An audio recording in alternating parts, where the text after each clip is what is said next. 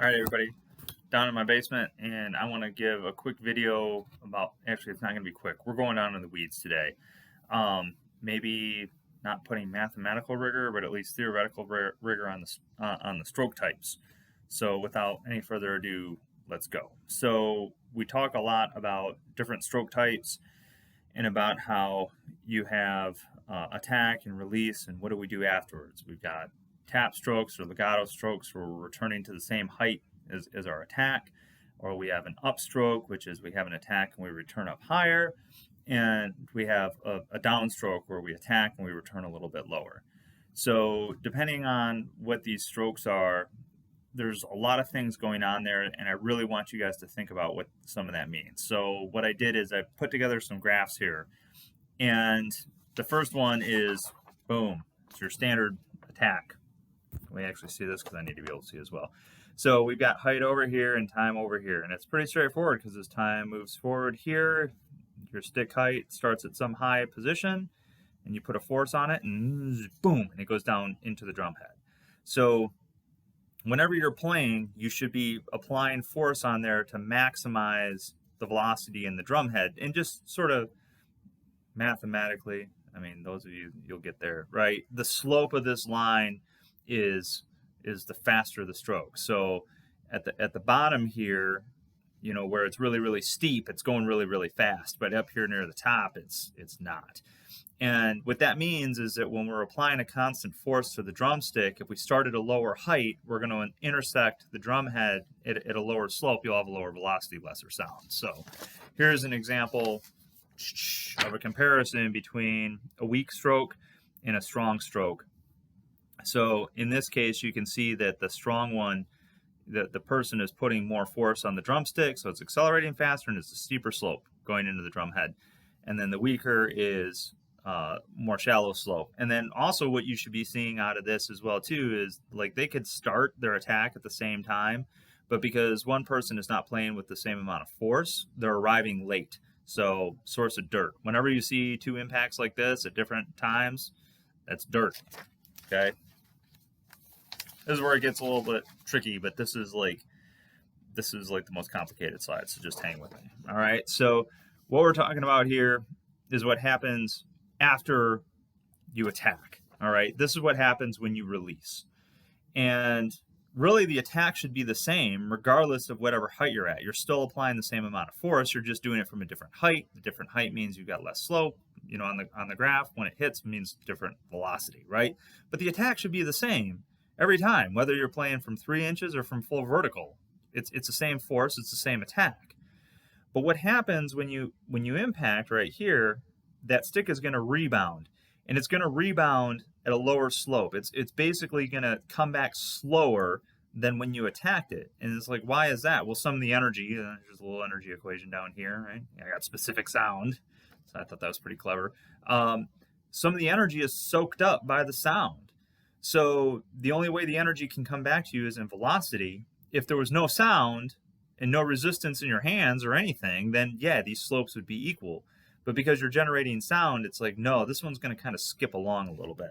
And what that winds up giving you is a situation where these aren't like perfect parabolas. Like, see how it's all kind of slanted a little bit? It's because you have an attack here, and then it rebounds a little bit more shallow, and then you get up to the height that you want to play again on a tap stroke, and it just rebounds. Off you go. So these are just continuous legato strokes. This is just bouncing the basketball, and it's at the speed, at whatever tempo matches this player's force. This is like the total sweet spot for this particular player.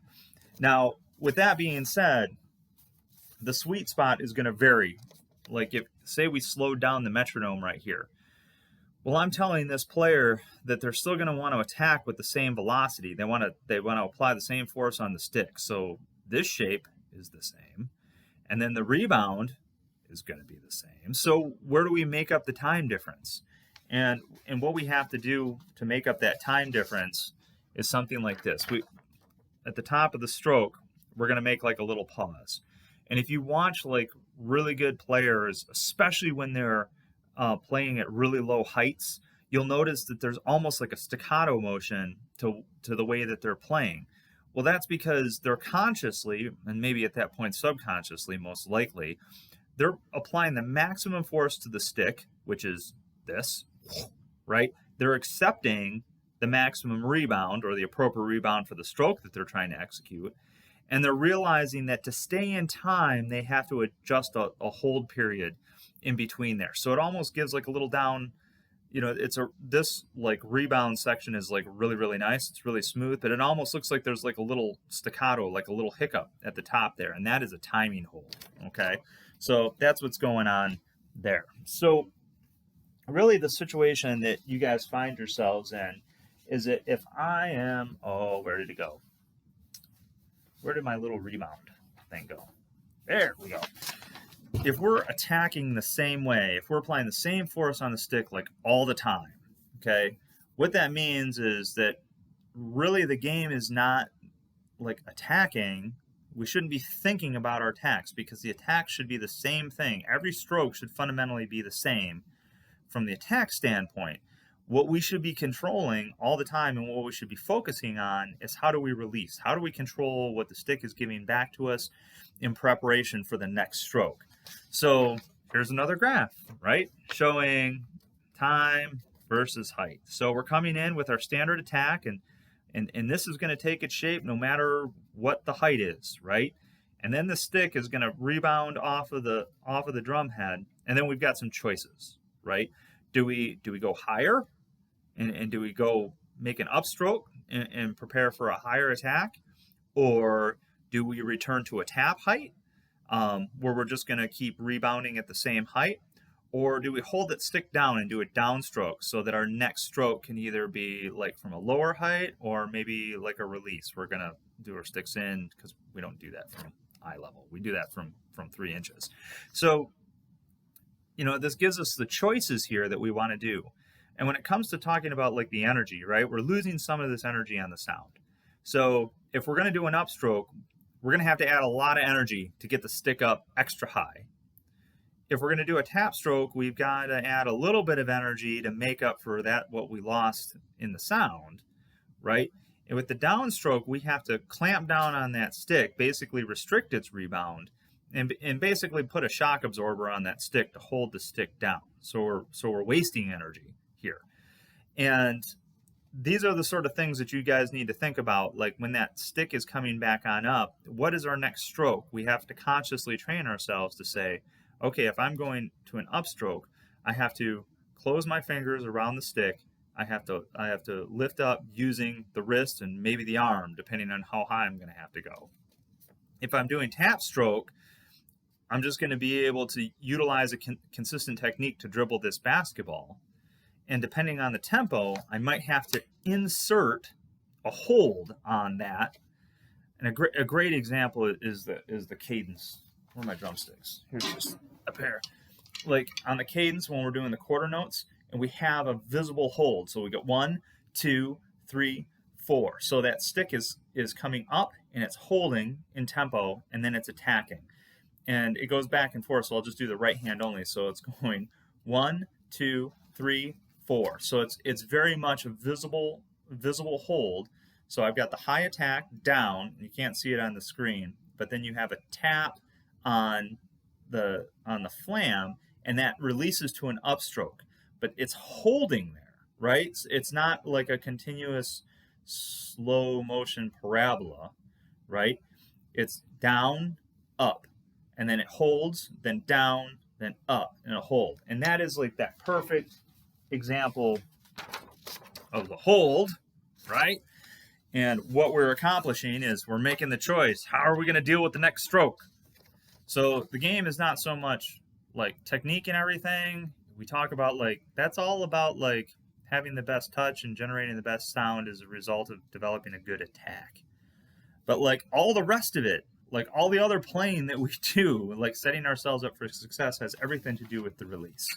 So, here's another little graph. I got a higher stroke with a lower stroke. I've got a prep, so I start with nothing, and I lift into a position, and I hold it for a certain amount of time, and then I attack, and I've got this little release, and I've made the choice to hold it on down, to hold the stick down in a downstroke, and then I've got a time delay. I hold this, and then I do my standard. I just attack. This attack is exactly the same as this one, right? It's just initiated from a lower height, and then I've got the rebound, and then I have to ask a question: where do I go from that? So that's what I really, really want you guys to think about. The last thing that I want to hit on, and it is a little bit of a sidebar, is just going back to the strength and talking about like what you have to do to take responsibility for your own strength. Here is a graph, and hopefully you can see this in black and green. This is between a strong player and a weak player. And if they start here at the same time, the stronger player can basically compress their stroke. They can get more strokes in a certain period of time because it's compressed. And this is it's just the physics showing it. You've got a steeper slope on the attack, which takes less time. And then you also have a steeper slope on the release, which takes less time, which means you can compress more notes in a certain amount of space. Whereas the weaker player, they have no choice, right? If this is as much force as they can apply to the stick, then this is as fast as they're going to be able to get it to the drum head. And since it's a little bit slower, it's got an even slower release and then recovery time, and doing the repeat. So this is clearly an exaggerated, version of that, but that is literally what is going on if you haven't developed the strength. And there's really no way that you can do that. So, now I would come back to like the last part of all this, right? The energy equation is kinetic energy, mv squared, which means that if you want to put up your velocity, the energy required goes up geometrically. So there's a limit, on your muscles and bones and ligaments, like a human limit. And the people that are pushing up against that limit, the ones that have trained themselves and they're going to like WGI and drum corps, like in some ways they actually have the job pretty easy, because if you select the highest level players, that are right up against pushing the limits of human capability, for applying energy, they're going to have profiles that are more or less the same, and you got people that are like, all right, well, this person has little hands and this person has big hands, and this one is like this shape or physiology, or it's just like whatever, if you can execute those passages at those tempos,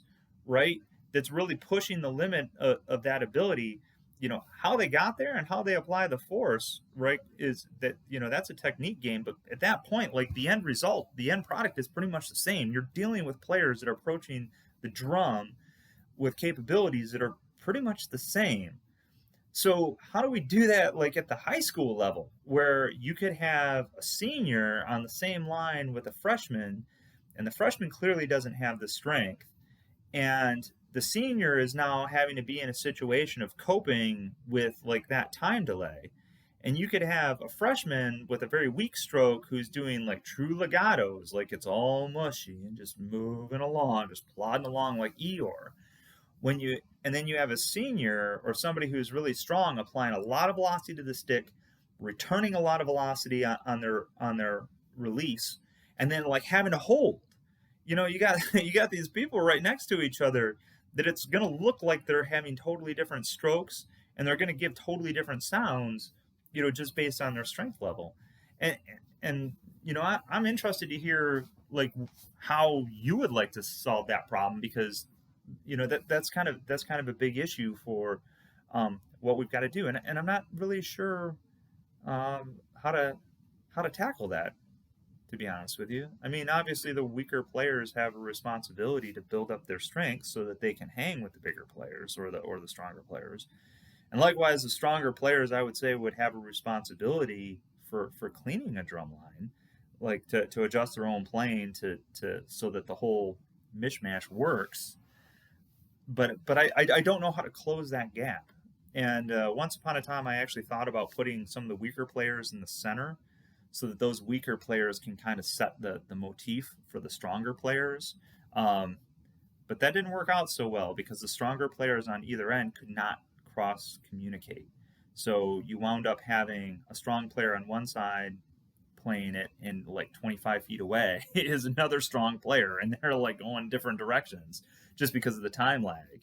So yeah, I'm interested to hear your take on what that would take, other than really, I don't know, really challenging people to get their strength up to par. Um, so yeah, that's pretty much it. If you have any questions, post it away, and hopefully I'll see you on Friday.